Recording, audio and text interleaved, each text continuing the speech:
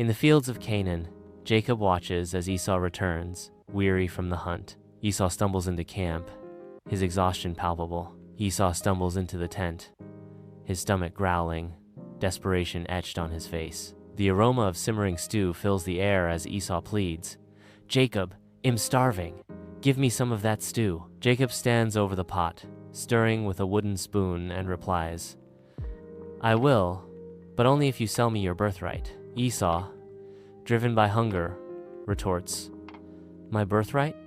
For a bowl of stew? Fine, it's yours. What good is a birthright to me if I'm dead of hunger?" Years drift by.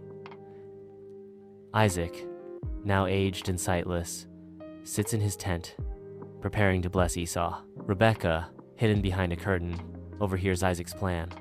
A cunning idea ignites within her. With a furtive gesture, Rebekah beckons Jacob closer, whispering her deceitful scheme. In the dim confines of Isaac's tent, Jacob stands cloaked, a figure of calculated deception. Isaac squints, his suspicion growing as Rebekah's words attempt to mask the unfolding deceit. Esau's face twists in fury as Jacob's treachery becomes clear. A primal roar erupts, a vow of retribution echoing in the air. Rebekah, her eyes wide with terror, grabs Jacob's arm, whispering urgently, "You must flee, Jacob. Your brother plots against you. Go to my brother Laban in Haran. Stay with him until Esau's anger cools." Under the vast night sky, Jacob, exhausted and alone, finds rest with a stone as his pillow. In his dream, a ladder appears, stretching from earth to the heavens, filled with angels ascending and descending. Jacob arrives in Haran, his eyes drawn to Rachel near the well. He is immediately smitten by her beauty and charm.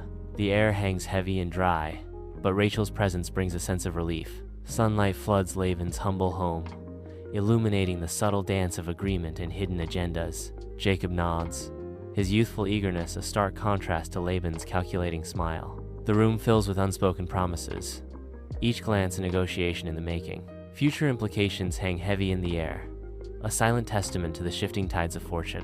7 years of labor culminate in a moment of truth, yet the flickering candlelight reveals a devastating deception. The veil lifts, Jacob's heart plummets as he beholds Leah, not Rachel. Laban's betrayal hangs heavy in the dimly lit tent, a cruel twist of fate. Jacob confronts Laban, his face a mask of disappointment and anger. Laban gestures, defending his actions. "It is not our custom to give the younger daughter in marriage before the firstborn." Laban proposes a deal. "Serve me for another 7 years, and Rachel shall be yours as well." Years pass within Laban's household as Jacob toils, his dedication unwavering. Rachel and Jacob stand at the altar, their union marking the culmination of years of devotion. Jacob's family expands, 11 sons born through Leah, Bilhah, and Zilpah. Jacob's wealth flourishes, his flocks multiplying across the land. Under the cloak of night, Jacob, a weary traveler, surveys his camp, his face illuminated by the flickering firelight. The weight of years etched into his features, Jacob resolves to return to Canaan, leaving behind the exploitation of Laban. In the shadows, Rachel moves with a furtive grace, concealing something beneath her cloak. The air thickens with unspoken tension as Jacob's family prepares to depart, their meager possessions packed for the journey ahead. Laban, consumed by fury, pursues Jacob, his voice echoing accusations across the land. "You have stolen my idols." Jacob, bewildered and defensive, confronts Laban, declaring, "I have not stolen anything from you." Unbeknownst to Jacob, Rachel is sitting calmly, concealing the stolen idols beneath her tent. Stars fill the night sky above the Canaan border as Laban slumbers, his face bathed in moonlight.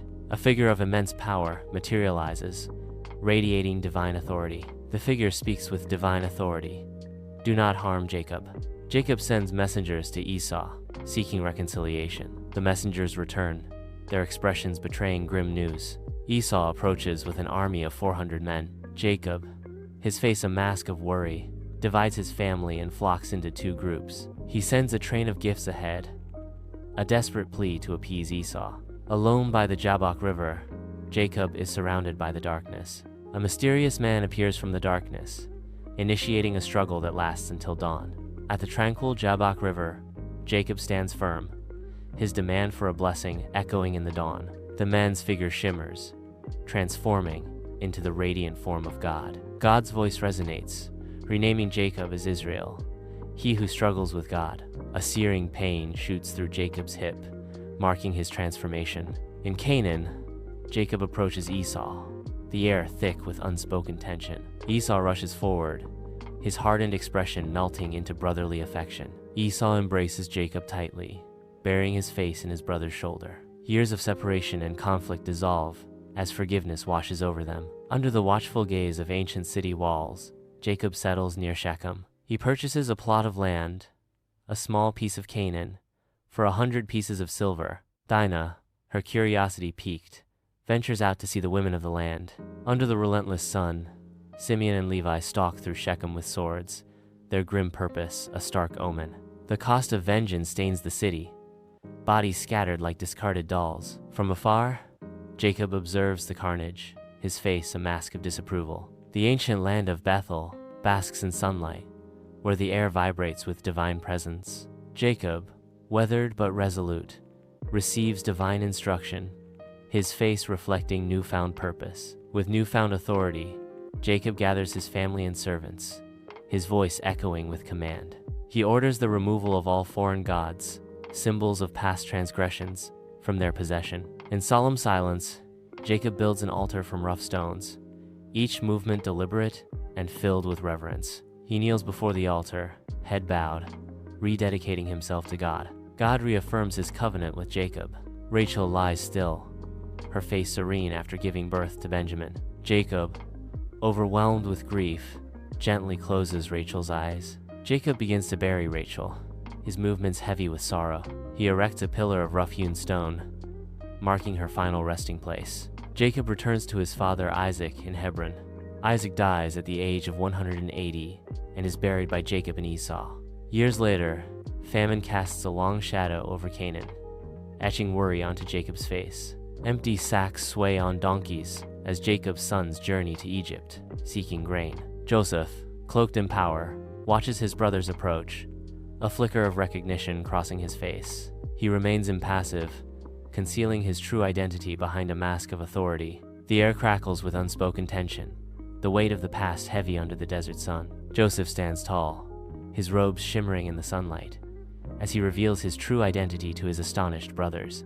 A plan unfolds, securing Jacob and his family's relocation to the fertile lands of Egypt. Jacob is overwhelmed with joy, his aged face lighting up with tears of happiness. Jacob arrives in Egypt, stepping onto foreign soil. Jacob is presented before Pharaoh.